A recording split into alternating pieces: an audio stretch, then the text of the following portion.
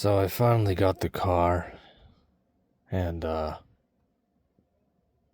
drove into the city. I drove to a place where me and Telly go a lot, and it was pretty brutal seeing all these, I guess you could call them kids, 19 to their early 20s, most of them probably still in, university or whatever, and they were all dressed up and stuff, or, quote unquote dressed up, if you know what I mean, to go to bars and clubs and stuff and hang out.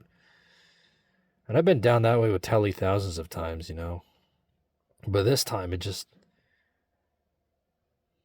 was just so insulting and painful. Just these guys are all living a lot better than I am. They have actual lives, and they're younger than me. And just made me realize that I pretty much just had to deal with arrested development. My teenage years especially, they were spent fucking around and wasting time and stuff.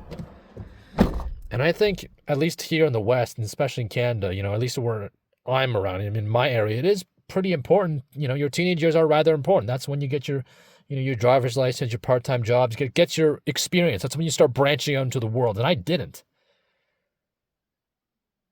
And because of that, I wasn't able to branch out, once I was started to enter my 20s. And I'm still in my 20s, my early 20s, but, you're kind of out of time at this age, right? You're expected to have the job experience and the car and everything. And if you don't, then people are just like, well, I don't really want to deal with you, or I don't want to hire you, or whatever. I literally applied to a Walmart job to literally just push carts around. And they're like, no, we don't want you. It's like, what? I'm literally doing this so I can push carts. Like, what? Fucking an idiot can do that. No offense, an idiot can do that, and I can't? Like, what?